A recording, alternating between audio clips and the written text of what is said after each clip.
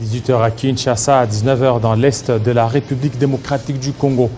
Heure à laquelle nous vous convions à suivre cette tranche Kinshasa direct. Aujourd'hui, on va parler du processus électoral en République démocratique du Congo, les difficultés aux différentes zones opérationnelles. Ça sera avec Papi Mantezolo qui sera probablement notre deuxième invité. Et notre premier invité, ça sera Cynthia Koudoura. Avec elle, on va aborder la situation de l'arrivée d'Emmanuel Macron, les différentes réalités ou vérités d'Emmanuel Macron. Qu'est-ce que les Congolais doivent tirer comme leçon et qu'est-ce qu'ils doivent faire? Voilà ce qui fera l'acharnement de notre Kinshasa direct. De l'autre côté, nous avons Bédrine Kenge pour les grandes lignes. Bienvenue à vous, Bédrine. Bonsoir, madame, messieurs, les titres.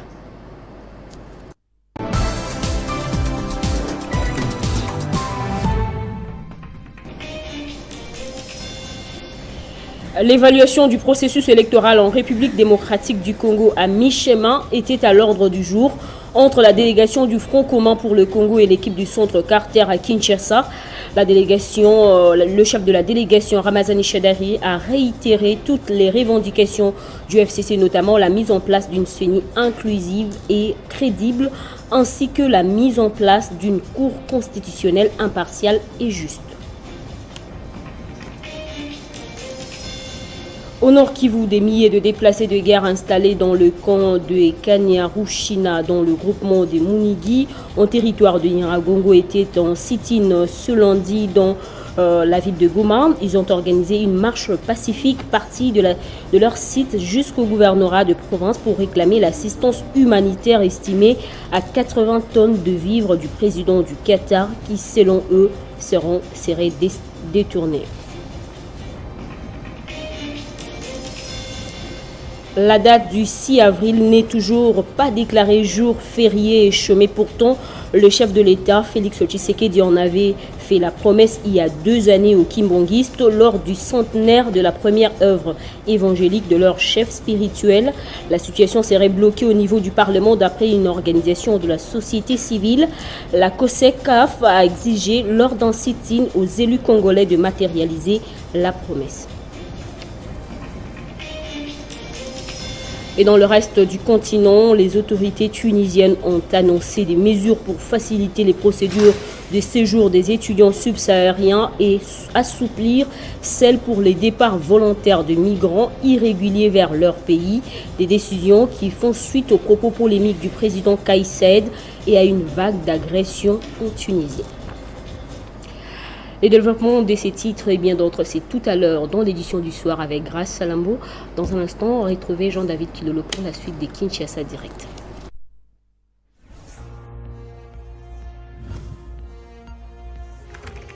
L'actualité reste en continu. Voilà, merci à vous, Bédrine Kenge, pour cette livraison d'informations. Le rendez-vous est pris dans moins d'une heure avec Grace Salambo. Tout de suite, notre premier invité.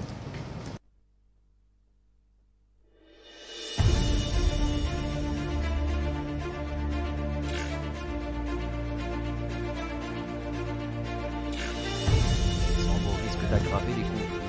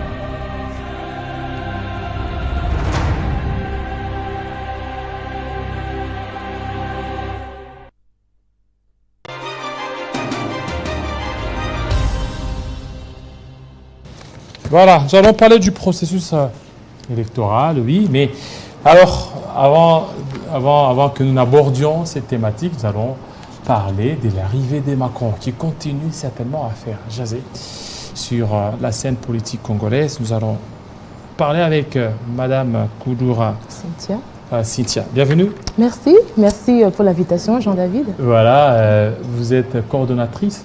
Je suis coordonnatrice d'un mouvement associatif Imperium Tshisekedi. Je suis également secrétaire générale d'un parti, le Front pour l'intégration sociale, FIS, en sigle, et nous luttons tout simplement pour la réintégration sociale des Congolais.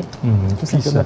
Alors, Imperium Tshisekedi, donc pour vous, c'est Tshisekedi rien pour 2023? Non, oui, en tout cas, c'est le candidat que nous soutenons pour 2023. Nous soutenons ses actions, mais nous ne sommes pas non plus forcément dans le fanatisme. Hein, c'est pas ça. Donc, il s'agit d'abord de la nation.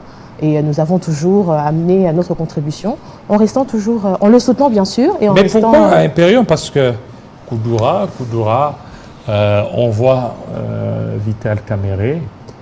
Et Vital Kamerhe, selon les accords, les accords de Nairobi, c'est que c'est Vital Kamerhe qui serait candidat. Non, en tout cas, en 2017, en 2017, c'est le candidat que nous avons soutenu. Vous avez soutenu? Oui, absolument. Vous avez soutenu le président Félix. Non, le président Félix. Okay. C'est le président Félix, le président que nous donc vous n'êtes pas dans la vision du père Koudoura? Non, le père Koudoura, il évolue politiquement. Moi, j'ai aussi mon parcours. Et chacun est libre. Chacun est libre de soutenir le candidat qu'il veut. Nous ne sommes pas liés. Non, nous ne sommes pas liés. Oui, c'est un très grand journaliste, mais nous ne sommes pas liés. Chacun a ses convictions. Et voilà, moi, je défends les miennes. M. Koudoura va défendre les siens. Et ainsi de suite. Donc, nous ne sommes pas liés. Même si nous sommes de la même famille, mais nous ne sommes pas forcément liés. Alors, Imperium Tshisekedi ou...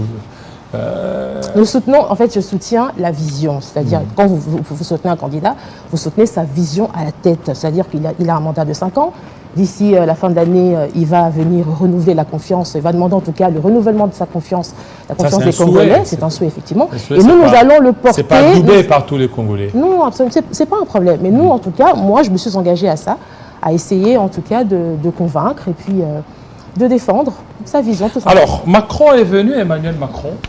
Oui. On a vu des escalades verbales avec les chefs de l'État, parce que ça ressemblait certainement à une campagne électorale à l'américaine ou à la française. Oui. Et cette fois-ci, c'est à l'africaine. Mais vous avez senti, Macron a dit avec son cœur ce qu'il pensait. Non, moi je ne l'ai pas perçu comme ça. J'ai trouvé. Mais il a dit des j'ai trouvé. Oui, mais attendez. J'ai trouvé qu'il avait une posture paternaliste. Paternaliste. Il avait une posture un peu un maître qui vient demander des comptes comme ça. Mais il a dit des choses qu'il n'a pas dites dans d'autres États. Non. Ici, il a été franc, il a été direct. Attendez, on va y aller doucement. Nous n'avons pas de compte à rendre à la France. Il faut que ça soit clair. Les épisodes de l'histoire dictent le rapport qu'on doit avoir entre nous. La France, elle a un passé esclavagiste. Elle a un passé colonialiste et elle a un passé néocolonialiste. Si je remonte en fait à la conférence de Berlin en 1884, parce qu'elle a commencé en novembre 1884, elle s'est terminée en février 1885, ça fait 2 siècles que nous sommes avec la France, l'Afrique. D'accord? Quel est le bilan? 0. Quel est l'investissement français en RDC, mais en ça Afrique? n'exclut pas à la France 0, de vous rappeler vos responsabilités. La France n'est pas dans une posture de venir nous donner des leçons. Ça, ce n'est pas acceptable. Je laisse de côté les considérations partisanes, d'accord? Qu'on aime le président Félix ou pas, qu'on l'ait voté ou pas, moi je parle là maintenant de l'institution. Ce qui s'est passé là, sur le plan diplomatique, c'était un outrage. Outrage? C'était un outrage. Outrage à qui? C'était un outrage à l'institution président de la République. Nous sommes Congolais. Comment outrage? C'est-à-dire quoi? Est-ce que la France, pardon, Jean-David, pardon, est-ce que la France, franchement, peut vraiment nous donner des leçons de morale en termes de démocratie?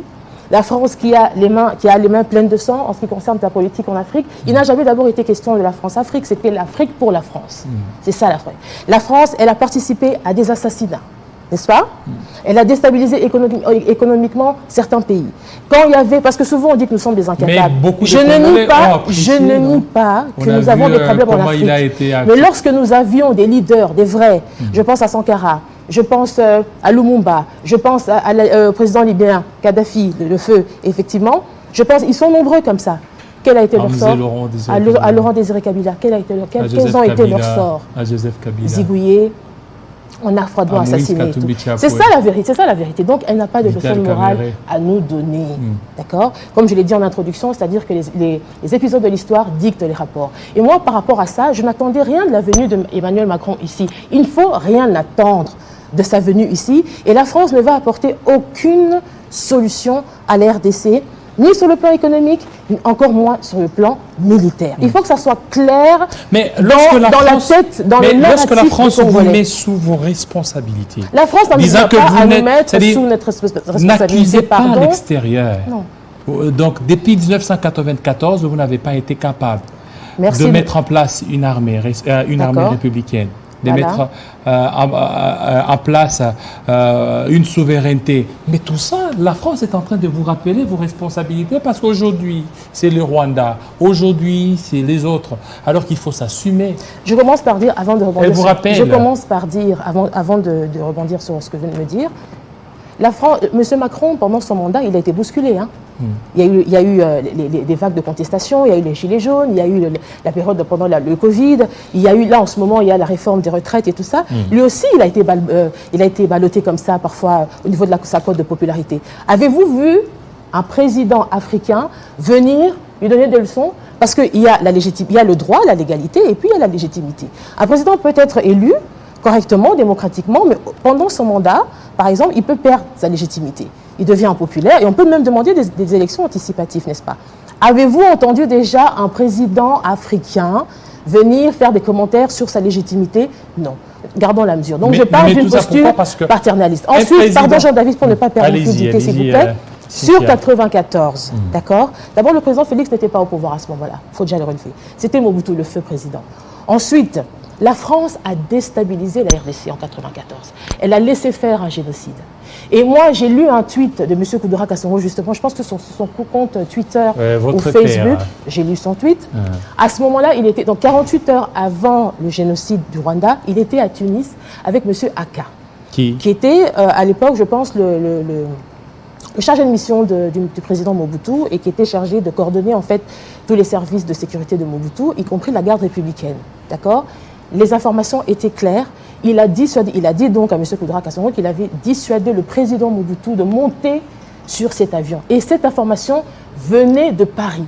Paris était formel. Donc la France savait exactement ce qui allait se passer dans cet avion. Donc ce n'est pas Emmanuel Macron qui va vous le dire. En 1994. C'est formel. Vous pouvez donc la France est responsable. Elle est responsable, elle a laissé faire. Et là, ce qui se passe en fait, c'est un rachat de la France. Donc la France, elle sait ce qui s'est passé avec le génocide, elle essaie de se racheter. Et c'est comme ça qu'elle soutient en fait le président Kagame dans son régime sanguinaire. Et ils ont donc sacrifié la RDC. Nous avons reçu tout un pays, Jean-David. En 1994, nous avons reçu tout un pays. Vous imaginez?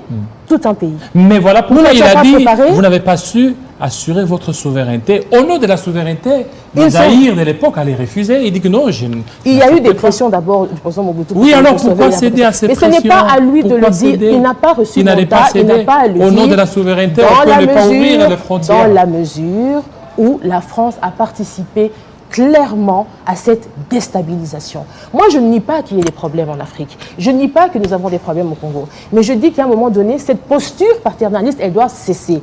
Et c'est la raison pour laquelle en France, dans l'Afrique d'une manière générale, il y a un vent nouveau qui souffle, où nous rejetons la France dans sa politique justement colonialiste ou néocolonialiste. C'est ça que les Congolais doivent comprendre. Nous ne voulons pas de ça. Il faut savoir que la France, il faut oublier la France. Il faut rompre tout ce qui nous lie à la France, même la francophonie, il faut en sortir. Ça ne sert à rien. Absolument. Mais il faut rompre, quand on voit, après les départs d'Emmanuel Macron, il y a de nouveaux accords qui ont été signés. Si je dois reprendre son expression lors de son débat présidentiel face à Marine Le Pen, c'est de la poudre de perlimpinpin. C'est lui, Emmanuel Macron, qui parlait de cette expression, qui avait parlé de la poudre de perlimpinpin. C'est-à-dire, c'est de la poudre aux yeux. C'est du cosmétique politique s'il est venu faire. Il ne faut pas qu'on soit complètement distrait. On n'obtiendra rien de la France. Tournons-nous vers d'autres partenaires économiques. Et il y en a. Il y a l'Amérique latine, on peut se tourner vers la Chine, il y a l'Asie, il y a l'Inde. C'est un rapport de force, vous ne voyez pas? Un rapport de force par rapport à quoi? Maintenant, aujourd'hui, regardez, vous attendiez à ce que la France condamne. On n'attendait rien de la France. Le sentiment général était qu'il n'était pas le bienvenu en RDC. Alors, vous ne le voyez pas maintenant. Ça doit être J'étais clair. en train de parler des rapports Peut-être des qu'il est venu forces. sur invitation, ça c'est encore autre chose. Mais en tout et- cas, les Congolais, eux, dans leurs sentiments, dans leur fort intérieur, M. Macron n'était pas le bienvenu ici en RDC. Alors, j'ai parlé des rapports des forces. Quand la France... Il n'y a pas Quand- de rapport de force, il y a une politique de Quand prédation. Emmanuel Macron est venu, Nous subissons les choses Voilà. ici. Voilà. Donc il n'y a pas quel rapport de force. voilà, quand Emmanuel Macron est venu, Oui. il est venu, mais certaines choses qu'il n'a pas dites ailleurs, il les a dites ici. Comme quoi? Qu'est-ce qu'il n'a pas dit? Mais ailleurs? lorsqu'il il a dit, ne dit... vous attendez pas à une solution française. Donc on ne va Non, rien retirer de la France, mais- c'est ce qu'il a dit. Mais tout à l'heure, je vous ai posé la question, lorsqu'il a dit, ça ne sert à rien que vous condamniez les autres. Il faut que vous-même... C'est-à-dire que... Et puis il a dit, excusez-moi C'est que je vous dise l'hypocrisie des choses française, crues. C'est l'hypocrisie. Et il a dit ça. C'est l'hypocrisie française. Le langage qu'il a tenu... par excellence. Le langage Et je qu'il vais a vous tenu... dire pourquoi. Écoutez, Je vous écoute. et vous allez parler. Le Je langage vous qu'il a écoute. tenu en RDC, Oui. il n'a pas tenu en Angola, non plus au Congo-Brazzaville ou au Gabon. C'est qu'il a trouvé que c'est comme si la RDC est faible. Voilà pourquoi il a dit ça. Mais nous le sommes. Nous sommes affaiblis également. Nous le sommes. Et nous sommes affaiblis. Ça, c'est une vérité. Moi, il faut qu'on se comprenne. Moi, je ne suis pas en train d'enlever la responsabilité africaine. Nous avons des problèmes. Nos leaders, parfois, de la gestion. Il y a beaucoup de problèmes en Afrique, il y a beaucoup de problèmes au Congo. Mais je dis, lui ne peut pas venir s'ériger en donneur de leçons dans la mesure où on sait la manière dont il a déstabilisé, en tout cas son pays, a pu déstabiliser la RDC. Quand il dit, par exemple, qu'il n'y a pas d'attaque extérieure, ce n'est pas vrai. Le Rwanda est soutenu par la France, parce qu'il ne faut pas seulement voir le Rwanda. Il y a le Rwanda, il y a les États-Unis, il y a la France, il y a peut-être aussi d'autres pays. Vous comprenez ce que je veux dire? Donc, moi, je peux même dire que la guerre qu'il y a ici, c'est une guerre mondiale. Parce que ça aussi, ça a été galvaudé. À quel moment on peut considérer qu'une guerre, elle est mondiale? Seulement quand il s'agit des puissances? Ou seulement quand il s'agit des États-Unis ou de la Russie? Moi, Cynthia, je considère que ce que nous vivons ici avec le Rwanda, c'est une guerre mondiale parce que le Rwanda est soutenu. En fait, c'est une guerre contre la communauté internationale. Les enjeux économiques se jouent sur notre sol congolais. Donc, il ne peut pas dire que ce n'est pas une attaque extérieure. C'est une attaque. Nous battons contre la communauté internationale. Est-ce qu'aujourd'hui, c'est débarrasser de la France, ça sera aisé pour la RDC? Surtout que... Pourquoi est-ce que ça, mais qu'est-ce que ça nous a apporté regardez, depuis 2 siècles? La francophonie, vous êtes là, vous êtes un produit de la francophonie. Vous Oui, parlez je bien- suis un produit de la Voilà, vous francophonie. parlez Et bien alors, mais c'est français. un concours, c'est un concours de et ce qui circonstances, montre comme beaucoup de que Congolais la qui- France a joué et continue à jouer un rôle Absolument important. pas. C'est un concours de circonstances. D'abord, comme quand on est ici, on peut aller étudier à l'extérieur. Les Français également peuvent venir étudier ici si nos écoles étaient prestigieuses, par exemple, comme les leurs et tout. Moi, c'est ça que je dis. Moi, je dis qu'il faut rompre avec tout ce qui nous lie en fait à la France. Mais il faut rompre. Quand Ça fait 2 siècles qu'on est avec Oui, la France. quand Qu'est-ce maintenant, qu'on il a faut gagné? rompre. Quand il faut rompre. Regardez, mais RDC, qu'est-ce qu'on gagne avec eux? depuis 1960, Le sentiment anti-français. et puis écoutez, Dans toute l'Afrique depuis ici. 1960 Oui. jusque maintenant, combien de fois avons-nous tenté de rompre avec la France? Mais regardez au Rwanda, lorsque la France a voulu... Qui a besoin de l'autre? Franchement, Écoutez, Jean-David, de vous vous à allez moi. parler, Allez-y, allez-y. vous allez répondre. Lorsque la France a tenu des propos Oui.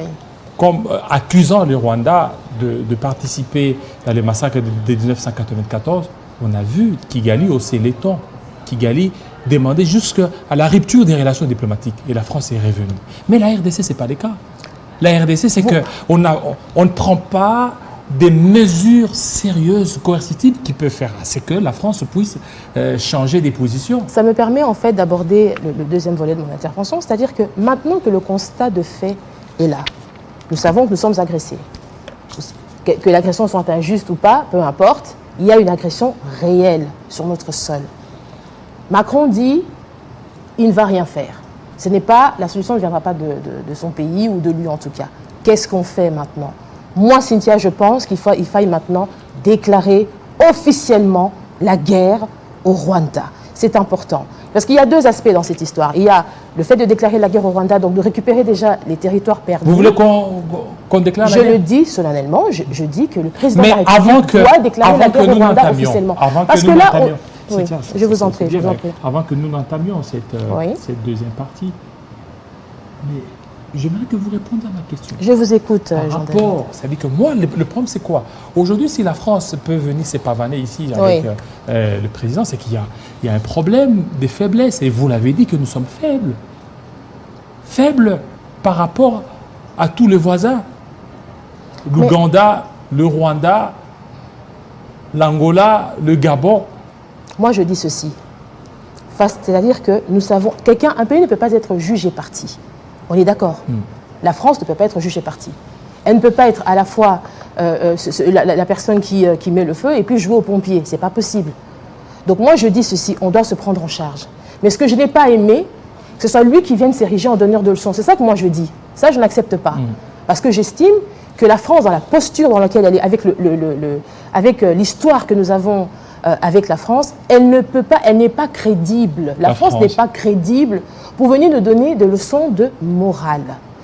Par rapport aux lacunes que nous avons, voilà pourquoi est-ce que je dis, tournons-nous vers d'autres partenariats. C'est ce que je dis. Pourquoi pas imaginer une coopération militaire avec les Russes? Nos amis maliens ont emboîté le pas.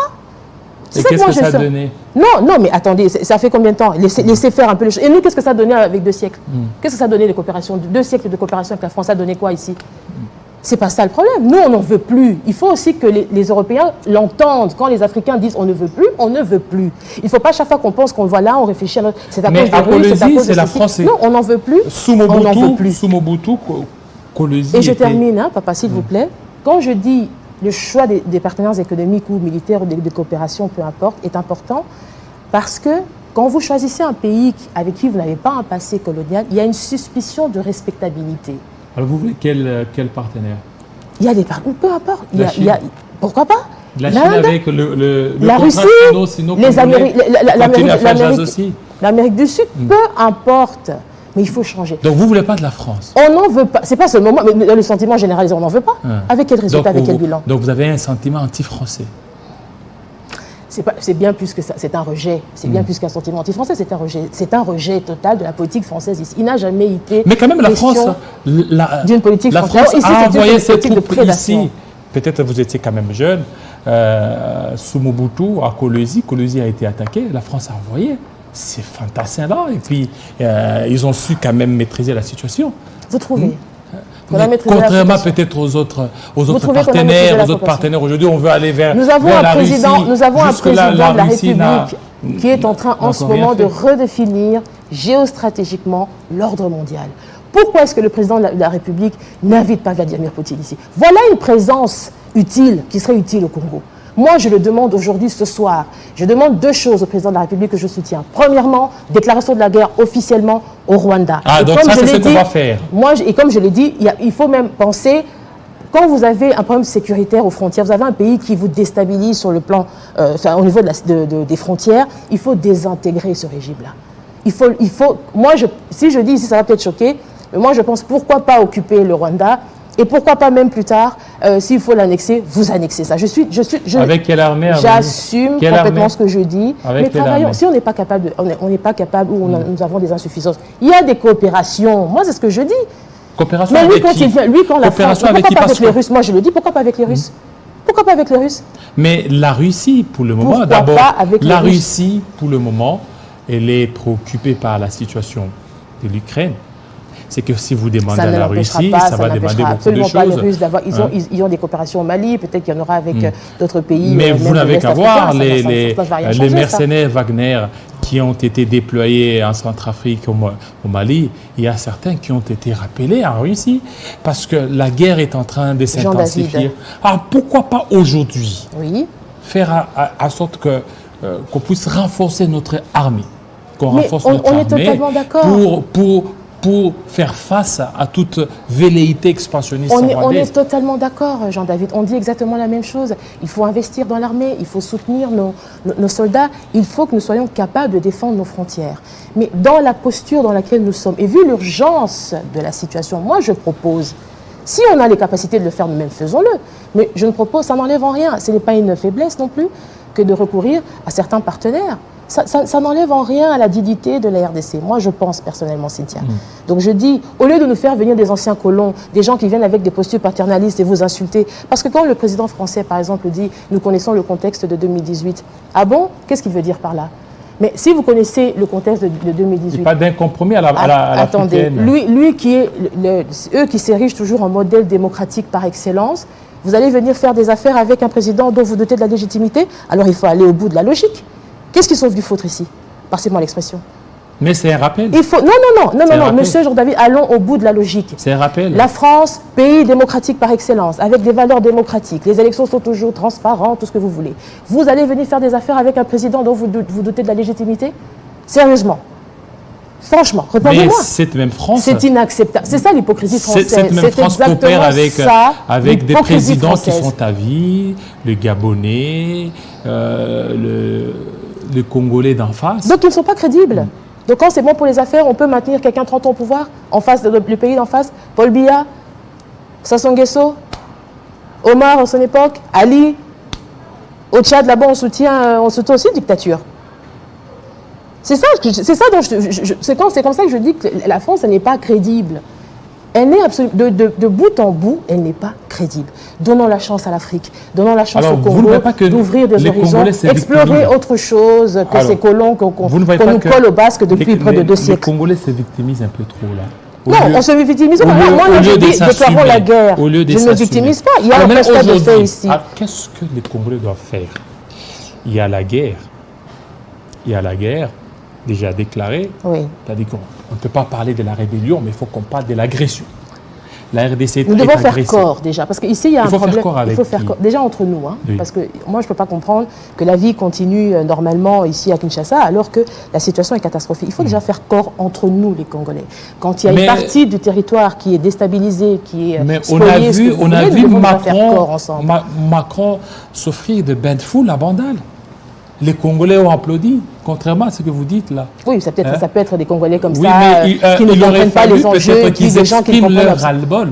Mais imaginez-vous si aujourd'hui Macron était descendu à Bandal et que beaucoup de Congolais là ils disent non, nous n'allons pas vous accueillir parce que vous soutenez certainement le Rwandais. C'est ça, là quand même, vous soulevez effectivement un point qui est une tare chez nous. Ça, c'est un point, effectivement. C'est pour ça que moi, je dis, depuis le début, je n'étais pas pour... Ils sont en train de souffler sur la naïveté. Je n'étais pas pour la venue. Absolument. La naïveté et puis la distraction. Nous, le peuple congolais, nous sommes dans la distraction perpétuellement. Perpétuellement. On est dans la boisson, on est dans la danse, on est dans... Je ne sais pas dans quoi on est exactement. Mais on n'est pas dans quelque chose qui va nous emmener en avant. Quand vous avez quelqu'un qui est jugé parti dans un conflit meurtrier comme celui-là, en principe, franchement, je dis en principe, il ne devait même pas arriver ici. Ce n'est pas possible. La preuve en est, quand il vient, qu'est-ce qu'il lui a amené? Qu'est-ce qu'il y a de nouveau? Avant Macron égale après Macron. Hein. Franchement, qu'est-ce qu'il a amené de nouveau? Mais il vous a juste rappelé. Mais on n'a pas besoin qu'il nous rappelle. Mais c'est ça. Mais ça, vous voyez, là aussi, vous entrez dans le jeu. De prendre vos responsabilités. Ouais, vous n'avez pas su doter la RDC d'une forte armée. Il vous a rappelé, Macron. Jean-David, arrêtez d'être dans une posture d'ancien esclave.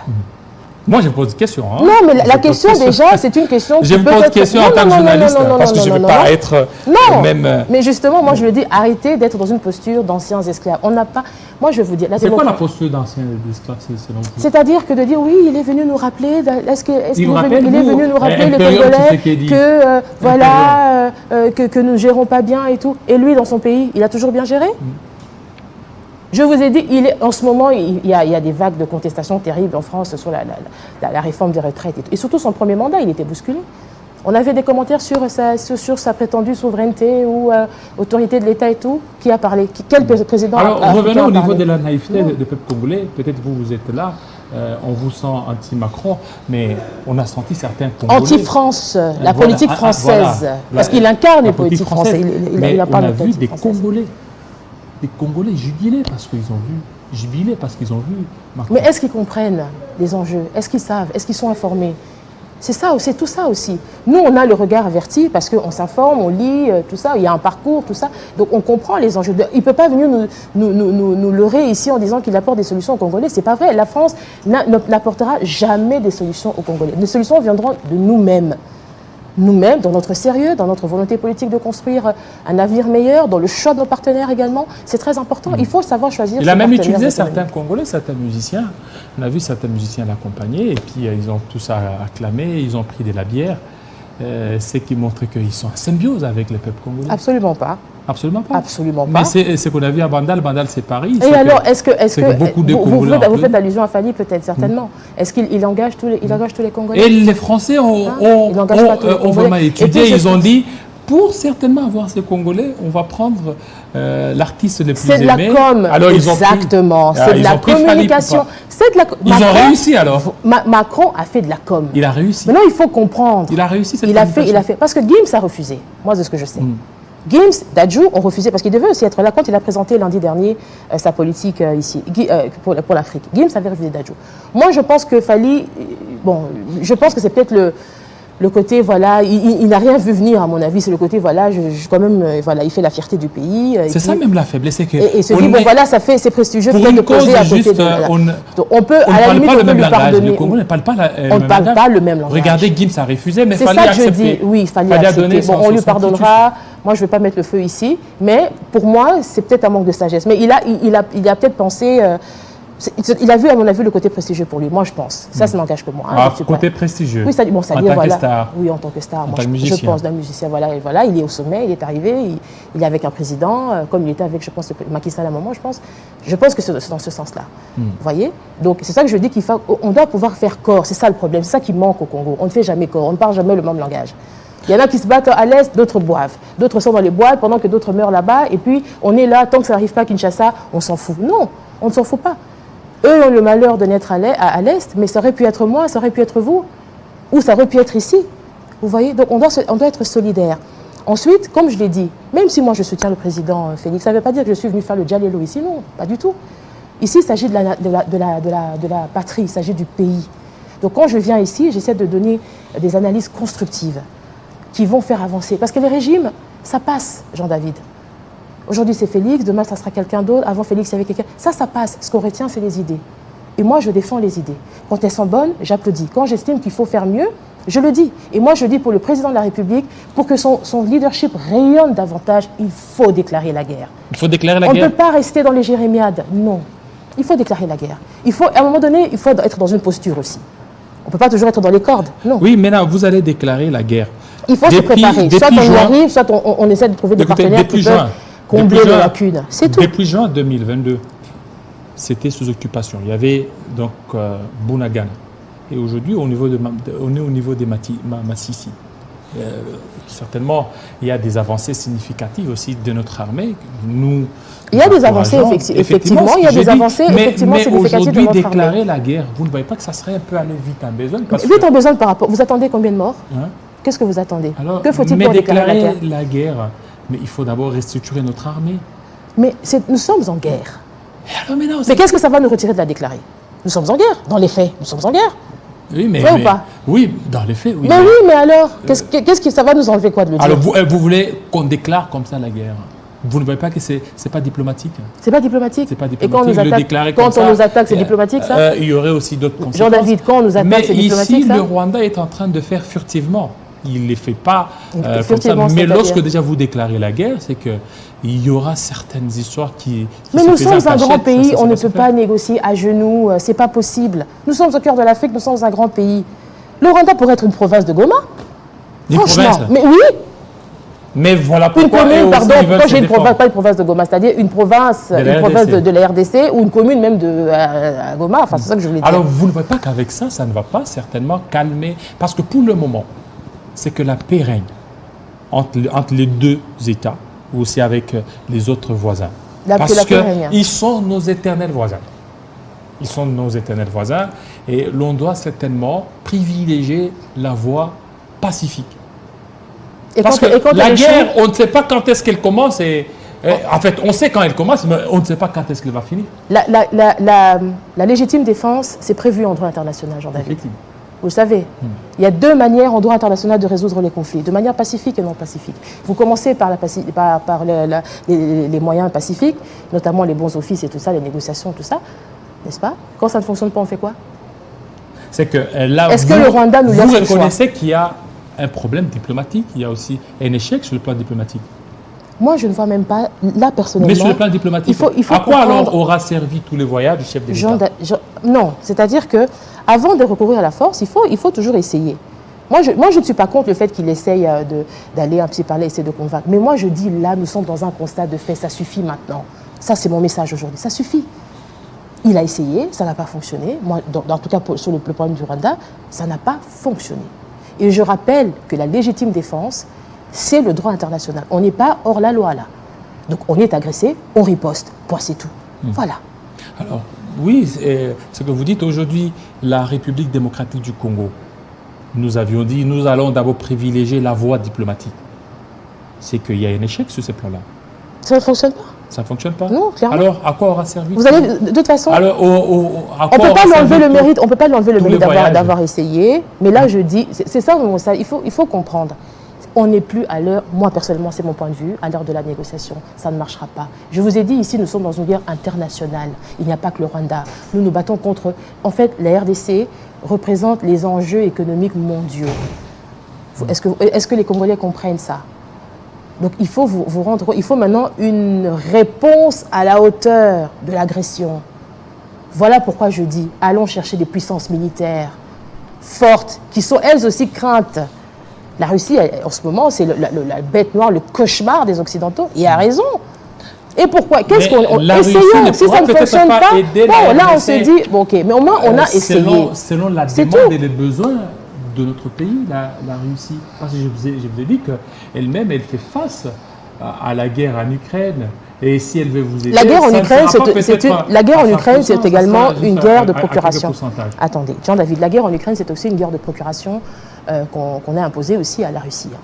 Et ça, c'est là encore pour parler de l'hypocrisie française, c'est-à-dire qu'elle fournit en armes. Parce qu'il faut savoir que la France, c'est le deuxième pays vendeur, le plus gros pays vendeur, le deuxième pays plus gros vendeur en armes. Hein. Donc, pour vendre des armes, il faut financer des guerres. Et là, à l'heure où je vous parle pour parler de l'hypocrisie française, parce que la France dit, nous, on aide l'Ukraine, on donne juste les armes, mais on ne fait pas la guerre à la Russie. Ah bon? Ils sont co-belligérants. Et en droit pénal, quand vous apportez de l'aide à quelqu'un qui a commandité un meurtre, ou que vous portez de l'aide à un meurtrier, ça fait de vous un complice de meurtre. Donc, vous ne pouvez pas juste dire, oui, non, nous, on aide. Ce sont des co-belligérants. D'accord? Et la France n'assume pas. Voilà, aujourd'hui, vous parlez... Il y a une guerre de procuration, c'est-à-dire que ça ne se passe pas sur le sol. C'est l'avantage, ça ne se passe pas en France, ça ne se passe pas en Allemagne. Les dégâts, c'est sur le sol ukrainien. Mais on dit non, c'est pas contre la Russie. C'est une guerre contre la Russie. Aujourd'hui, est-ce que vous voyez, si aujourd'hui on fait appel à la Russie, les États-Unis ne voudra pas aussi cette expansion russe? Elle voudra aussi intervenir. Elle voudra aussi intervenir par procuration. Et qu'on risque certainement de retomber dans cette guerre froide. Comme ce qui se passe en Ukraine. En Ukraine, c'est une guerre. Russie, États-Unis. Ça risque aussi de se passer ici. Et lorsqu'elle va se passer ici, vous ne voyez pas de conséquences sur des vies humaines. Alors dans ce cas, que proposez-vous, M. Jean-David? Non, mais c'est à vous de... Mais moi, je dis ce que je propose. Des pistes, des solutions. Mais justement, c'est ce que je suis en train... Mais justement, moi, je vous dis qu'il faut rompre avec l'Occident. Quand je dis l'Occident, c'est-à-dire le bloc occidental, les Américains. Il n'y a pas, même les Américains. Quel est l'investissement américain ici au Congo? Il n'y en a pas. Quel est l'investissement français ici? Il n'y en a pas. Et nous, on va être toujours des réservoirs du monde entier comme ça. On va venir pomper, on va venir piller. Les richesses profitent aux autres, jamais aux Congolais. Il faut changer de partenaire. Il faut essayer. Madame Cynthia. Oui, monsieur Jean-David. Vital Kamerhe a proposé une piste de solution à l'époque. Oui. Il a dit... Pour mettre fin à ça, négocier avec ceux qui sont derrière le Rwanda, et plutôt ceux qui sont derrière les M23, Rwanda, Ouganda, et les M23 dans l'œil du cycle. Vous ne voyez pas qu'aujourd'hui, c'est là où nous sommes en train d'aller. Il a proposé qu'on négocie. Quel est le résultat? Moi, je dis, nous avons une obligation de résultat. Mais écoutez, Monsieur Jean-David, il faut comprendre. Ça fait pratiquement un président de la République, il a une obligation de résultat. Il y a un mandat qui prend fin, n'est-ce pas? On va aller vers un deuxième mandat. Lorsqu'un président vient au pouvoir, il vient avec une vision, il vient avec un programme et surtout, il doit répondre aux questions. Est-ce qu'on a des réussi Congolais. S'il vous plaît, la voie Jean-David. militaire a été réussie? S'il vous plaît. Donc, il y a un moment donné, moi, je fonctionne au résultat. La voie diplomatique dont vous me parlez ici, est-ce qu'elle a fonctionné, oui ou non? Est-ce qu'elle nous a permis d'avancer nos pions, oui ou non? La voie militaire aussi a fonctionné? Alors, si ça ne fonctionne pas, qu'est-ce qu'on fait? On change de stratégie. C'est ce que moi, je suis en train de dire. C'est quoi cette stratégie à changer? Mais vous me faites dire 1000 fois la même chose. Je suis en train de me répéter depuis 5 minutes. Oui, je vous pose la question. Je dis ceci. Non, mais monsieur Jean-David, je suis en train de me répéter depuis 5 minutes. Vous me posez la même question. Madame je vous répondrai la même réponse. Je dis ceci, la voie militaire. Parce que vous êtes en train d'opter pour la voie militaire. J'opte clairement pour la voie militaire. C'est évident. C'est évident. Non, mais il faut déjà commencer par déclarer. Moi, je dis nous sommes en guerre. Il y a plusieurs options. Non. Il faut maintenant que solennellement, que le président de la République face à la nation, fasse une déclaration de guerre au Rwanda. C'est important de le faire. Parce que moi, je dis, nous sommes déjà en guerre. Qu'est-ce que ça va enlever de le dire? Il faut le dire. Il faut le dire. Et moi, j'invite le chef de l'État à le faire. J'invite le chef de l'État à le faire. Et maintenant, se donner maintenant la politique de ses moyens. C'est ça que moi, je dis ce soir. Alors, moi, je ne suis pas commandant suprême et tout. Je n'ai pas de stratégie militaire. Je ne sais pas qu'est-ce qu'il faut faire exactement. Mais je dis, mais les personnes qui sont habilitées, qui ont l'impérium, qui peuvent le faire, c'est ça qu'il faut faire. Est-ce que vous reconnaissez que la RDC est en guerre? Absolument. Alors, est-ce que cette option a réussi? Quelle option? L'option On n'a pas encore déclaré la guerre. Donc, de quelle option vous me parlez? Mais dans le fait, elle est en guerre, oui ou non? Nous sommes en guerre. Effectivement. Est-ce que cette option militaire a réussi? Quand on était en Covid, Macron n'a pas dit que nous étions en guerre? Macron l'a déclaré, même si le Covid, c'est pas des trucs, mais c'est une forme de... Il y avait une lutte, il fallait combattre la maladie, donc il a dit, il passe à des zones, nous sommes en guerre contre l'épidémie et tout. Là, maintenant, il y a des forces qui sont arrivées, il y a une milice qui déstabilise le pays, qui tue des gens, il faut le dire. C'est ce que je dis. Et puis nous organiser maintenant par rapport à ça. Moi, je ne peux pas vous donner des stratégies militaires ici, moi je ne suis pas, je ne suis pas qualifié pour ça, je ne suis pas qualifié pour ça, donc il y a un moment donné... Emmanuel Macron l'a dit, il dit... les M23 auraient donné leur position, c'est que peut-être demain, ce mardi, à 12h, qu'ils déposeraient les armes, qu'ils mettraient fin à ça. Et vous y croyez? Non. Franchement. Je dis, c'est pas moi. Vous y croyez? C'est pas moi de croire. Et même le président angolais l'a dit. Est-ce que vous ne voyez pas que nous sommes en train d'aller vers peut-être des négociations avec l'M23 par des personnes interposées? Ça fait 25 ans. Ça fait 25 ans qu'on est dans ça. 25 ans qu'on est quoi? Ça fait au moins 25 ans qu'on est dans ça. Négociation, à un moment donné, il y a la calmie, et puis après, rebelote, les rebelles arrivent, et ensuite, oui, on va négocier, et puis ceci, rebelote. Il y a un moment donné, stop. On est des hommes ou pas? Il y a un moment donné, stop. On est une nation ou on n'est pas une nation? On est un pays ou on n'est pas un pays? On doit faire la déclaration de décès du pays? On est un pays, je pense. Il y a un président qui le dirige. Oui ou non? Alors moi, je l'invite à déclarer la guerre. Ça sera un signal fort déjà. C'est important de le faire, ce que je suis en train de dire. Oui? Moi, je l'ai dit. À déclarer, mais nous sommes déjà dans la guerre. Il faut la déclarer. Ensuite, je dis le choix des partenaires. Je reviens là-dessus.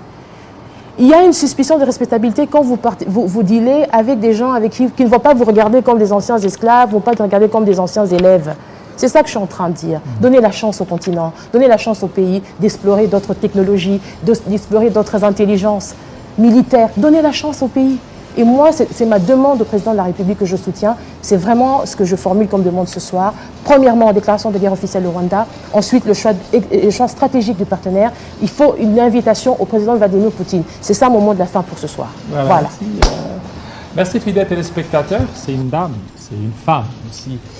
Surtout que c'est le mois de mars. Nous vous avions dit que nous allons recevoir des femmes tout au long de ce mois.